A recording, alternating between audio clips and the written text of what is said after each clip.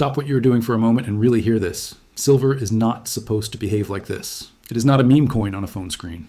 Yet it has torn up toward $90 an ounce while gold edges higher and the S&P 500 just grinds along. That is not an inflation hedge quietly doing its job. That is a safety valve, blowing in a market built on borrowed money. In a system like that, a move this violent does not stay on a price chart. It can turn one bad day into a chain reaction of margin calls, forced selling, and broken promises. If you have savings, a pension, a mortgage, you live inside that chain. When those margin calls hit, they do not stop with a few traders. They run through banks, clearinghouses, ETFs, and then into the real economy, into the prices you pay, and the credit you depend on. Stay with me. In the next few minutes, I want to show you the 5-stage pattern that turns a silver breakout into a margin call from hell, the kind that hits the plumbing of global finance and leaves everyone living with a new, much harsher reality. So what happens when one position is effectively bigger than the market that is supposed to absorb it? We have already seen a preview in another corner of the metals world. In 2022, nickel on the London Metal Exchange did not drift gently higher, it went vertical. Prices jumped by more than 200% in a single day. For a moment, they traded above $100,000 a ton, and the exchange froze the market and canceled billions in trades to stop a major short from collapsing. That is what it looks like when a bet is too large for the market that carries it. Silver now sits in a similar type of setup, but in a market that is larger, more political, and more entangled with the wider financial system. That is where the pattern begins, with what I will call stage 1, comfortable suppression. For years, a small community has been quietly buying coins and bars, while on the other side, a few big institutions have used futures to lean on the price. Picture one foreign bank, we will call it Atlas Bank, that is short about 215 million ounces of paper silver through contracts on the main exchange and related derivatives. That number sounds unreal, but the position reports show that a small cluster of banks really can control hundreds of millions of ounces on paper. From their point of view, it makes sense, or at least it did. Whenever silver rallied, they sold into it, collected fees, and rolled the trade forward. With the price stuck around $30 an ounce, that short position represented roughly $6.5 billion of exposure. But because the futures market is leveraged, they did not have to put up $6.5 billion in cash. With 10-to-1 leverage, they might have posted something in the region of $600 million as margin, a buffer built on the belief that the price would move in small, manageable steps. As long as silver moved sideways inside its old range, risk managers saw a calm chart and decades of history that seemed to prove the trade was safe. Over time, the whole structure rested on one quiet assumption. Whenever silver tried to run, it could be pushed back down. Stage 2 begins when that background changes. Inflation reports keep coming in hot, central banks start hinting at lower rates even though prices are not really under control, and demand for actual metal rises as investors, factories, and even governments start treating silver as a strategic input instead of a side bet. Little by little, the old range stops acting as a ceiling. The price does not just bounce, it settles into a higher zone and then pushes beyond it. By the time the price has roughly tripled from where Atlas Bank built its book, that same 215 million ounce short is no longer a quiet earner, it is a deep hole. If the bank sold the bulk of that position when silver was around $30, and now it is $60 per ounce higher, every ounce in that book is $60 in the red. $60 multiplied by 215 million ounces is close to $13 billion in losses on a trade that began with only a few hundred million in posted collateral. In the real world, a bank in that position would try to manage the damage, it would hedge parts of the book, post more margin, and plead for time, but none of that changes the basic fact. The short is too large, the price has moved too far, and the rest of the market can smell that one of the biggest players is now badly wounded. If you are hearing this and thinking it sounds like paranoia, that is good. Skepticism is healthy. So let us stay with what regulators have already put in writing. Over the last decade and a half, they have repeatedly caught major banks abusing the precious metals market. In 2020, JP Morgan agreed to pay around $920 million in fines, restitution, and disgorgement for years of spoofing in metals and in government bond markets. That was not a blogger making accusations. That was the main United States market watchdogs describing how traders placed fake orders to move prices. Those same reports and the regular bank participation data have also shown how often a small group of institutions has sat on very large net short positions in silver futures, measured in hundreds of millions of ounces. So the idea that a few big players can lean on the price is not a fantasy. It is part of how the market has been run. When pressure gets too intense, the rule book does not sit untouched either. In 1980, when the Hunt brothers had amassed huge silver holdings, The New York Exchange responded by changing margin terms and shifting silver into trading that only allowed people to close positions, not open new ones. In 2022, when nickel went wild, the London Metal Exchange halted trading and canceled an entire day of deals, rather than let a major short go under. Those are all real events with case numbers and court fights. With that in mind, go back to our foreign bank, Atlas Bank, now sitting on a badly underwater short book. Once the price has moved this far, stage 3 begins, the margin spiral. Every trading day after the close, the clearinghouse that sits in the middle of the futures market runs the numbers. There's no storytelling in that process, only arithmetic. If silver finishes the day $1 higher, that is $1 times 215 million ounces, or $215 million that Atlas Bank must post in fresh cash. If the following day brings another $2 rise, that is another 430 million. In a few sessions, the trade that once looked manageable is suddenly sucking hundreds of millions of dollars in hard currency out of the bank. Because Atlas Bank is based outside the United States, most of its balance sheet is in euros or yen, but its margin calls are in dollars. Meeting those calls means scrambling for overnight dollar funding, arranging foreign exchange swaps, and coordinating treasury desks with trading desks. If dollar markets are calm, that is stressful but possible. If funding is tight, or the dollar is already spiking, finding that cash each night becomes a serious operational problem, not just a bruised ego on a trading floor. At some point, the question inside the bank shifts from how do we manage this loss to can we even fund this position? When the answer starts to look like no, the instruction from the top is simple. Close it. That is where the trap closes. To close a short, you must buy. To get rid of more than 200 million ounces of short exposure, Atlas Bank has to become a huge buyer in a market that now knows it is trapped. On a computer screen, markets always look deep, at 90. Dollars you see resting offers at 90.1, 90.5, 91. That is only the top of the order book. When a desperate buyer pushes a very large order into that thin stack of quotes, the first few million ounces are filled, the price jumps, and many of the people who were willing to sell at the old level pull their orders. Each attempt to buy moves the price higher, and every dollar higher adds to the losses on the remaining part of the short. The more urgently Atlas Bank tries to escape, the more damage it does to its own position. That is the liquidity paradox in plain form. On paper, the bank can close its trade anytime it wishes. In practice, the only exit big enough is one that damages its own balance sheet. While this is unfolding, risk systems at other firms are watching the same price feed. They see silver up several dollars in minutes. Their own short books attract fresh margin calls. Some traders begin to buy back exposure simply to stop the bleeding. Others reach for options to limit the upside risk. Automated strategies notice the sharp move and switch from selling rallies to joining the move. In a very short time, the market stops feeling like a negotiation between buyers and sellers and starts behaving like a feedback loop. Forced buying drives the price up. Higher prices trigger more margin calls. More margin calls create more forced buying. We have seen this pattern before in different settings. In the late 1970s and 1980, the Hunts met a wall of changing rules and rising collateral demands. In 2022, nickel traders saw their wins and losses rewritten after an extreme squeeze. In the British government bond market that same year, pension funds using complex strategies were hit with huge margin calls, and the central bank stepped in to stop a spiral of forced sales. Different assets in different decades, but the same core sequence keeps appearing.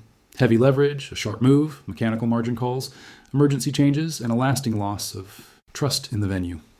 Now carry that pattern over to silver, which is not just another industrial input, but also a monetary metal used in solar panels, electronics, and batteries, and a long-standing barometer of how much faith people still have in paper currency.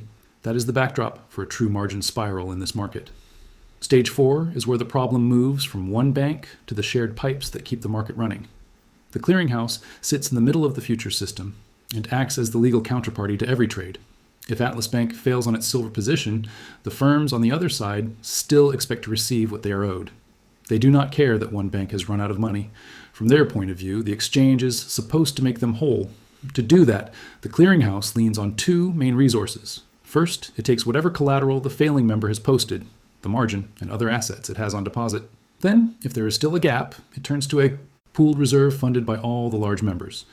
In our simple example, imagine that liquidating Atlas Bank leaves a loss of about $5 billion. The exchange conceives perhaps $2 billion in collateral from the bank itself, but that still leaves a $3 billion hole. The rest has to come from that shared reserve, which is funded by the very firms that may have been on the winning side of the silver move. That is where the situation stops being a clean financial calculation and turns into a political fight. On one side, you have dealers and funds, many of them based in the United States, who have just made large gains as silver has risen. On the other side, you have foreign institutions, whose big short positions have blown up. If the exchange uses the shared reserve to fill the gap, it is effectively telling the winners that part of their profit will be used to rescue their rivals. That feels less like a neutral market outcome and more like an internal conflict. In earlier crises, we have already seen that exchanges are willing to use extreme measures to avoid this sort of break, including halting trading and reversing or changing deals once the fact. The rule books give them broad emergency powers. They can stop new positions from being opened and only allow people to close trades. They can impose tight limits on how large positions can be. They can decide to settle contracts in cash at a price they choose, rather than delivering metal. They can suspend trading altogether. On paper, those tools are there to protect the system. In practice, any choice they make will be seen as favoring some players over others. In a silver crisis, the dividing line is even more sensitive because a decision to cancel or rewrite trades would most likely be viewed as taking gains away from large domestic institutions in order to protect overseas banks. That sort of move does not stay inside trading circles. It attracts the attention of regulators, politicians, and central banks, and it forces them to decide what matters more, the appearance of fair markets or the stability of the plumbing underneath.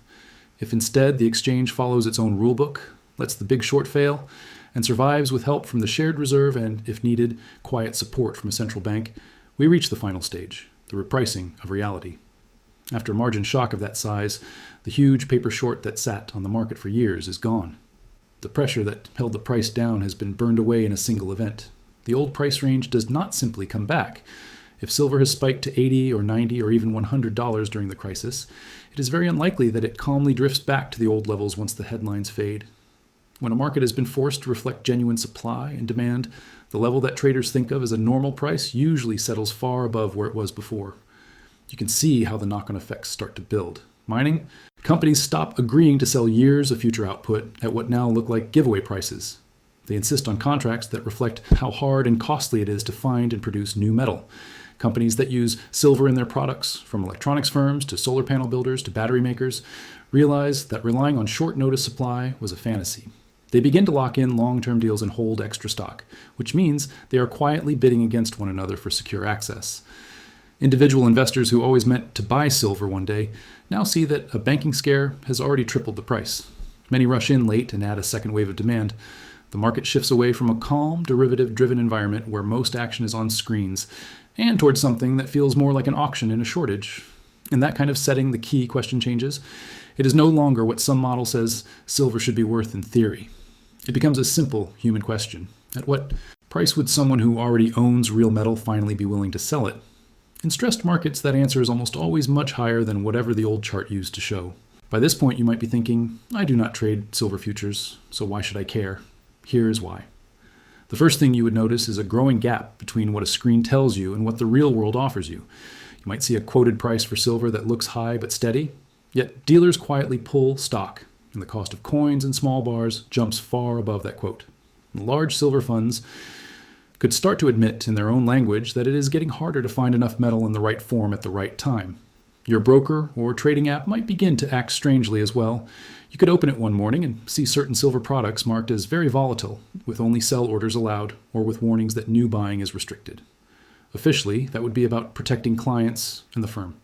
In practice, it would be about limiting the damage from a squeeze that is being driven by funding and collateral problems rather than by calm investment decisions. From there, the shock leaks into daily life.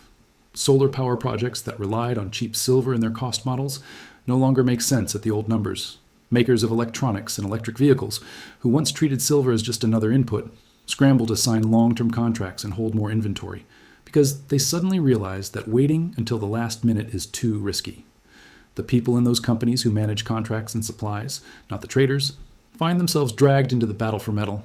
Even if you never touch a futures contract, you feel the results in the price of technology, in higher bills, in postponed projects, and in the quiet way, banks and other lenders start to tighten credit and ask for better collateral after one more violent margin shock. Episodes like this do more than move one chart. They reveal how the whole financial structure reacts under stress. We have already seen that when an exchange decides to cancel trades in a crisis, confidence in the rule set takes a hit, and it takes years to recover. If a similar event happens in silver, the stakes are larger because silver is tied so closely to ideas about money. Losing control of that price for even a short period would feed doubts about the stability of currencies. A failure at a major foreign bank would not sit neatly inside one balance sheet. It would echo into lending markets, into the plumbing that moves dollars and other currencies around the world.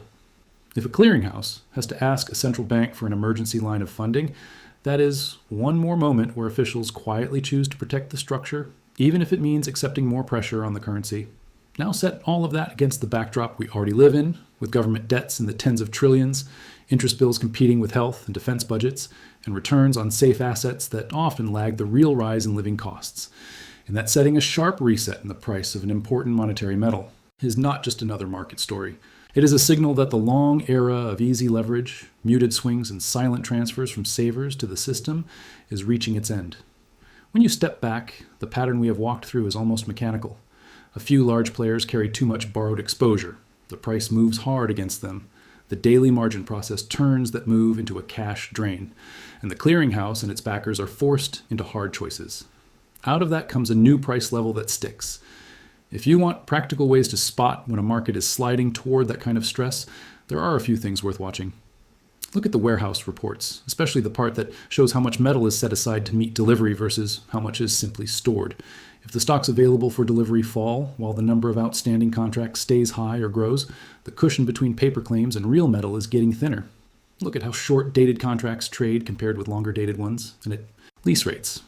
When near-term prices rise above later prices, or when lease rates jump suddenly, it often means that demand for immediate metal is straining the system. Watch the big funds.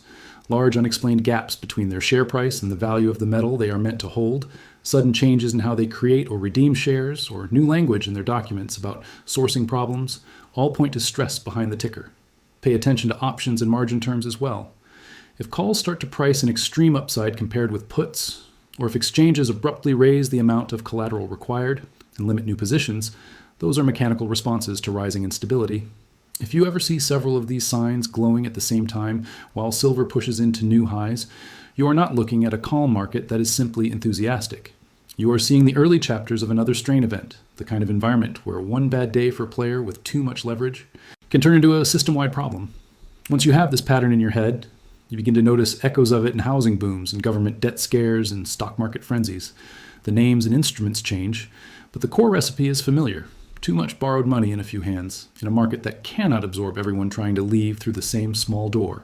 In silver, that recipe is now mixing with a metal that is both an industrial input and a symbol of trust in money at a time when belief in currencies is already stretched. So the question you're left with is simple. Do you believe that the people who run this machine will always choose clear rules and honest prices over quiet rescue deals when their own institutions are at risk? Because when you look up one day and see silver explode in a single vertical candle on your screen, it will not be magic. It will be the arithmetic of margin calls, the rule book of the clearinghouse, and a trapped short finally running out of road. And by the time the headlines explain what happened, the new price level will already be in place. Thank you for watching, and please subscribe and like the video. Nothing in this documentary is financial advice. Always do your own research and consult a licensed professional before making financial decisions.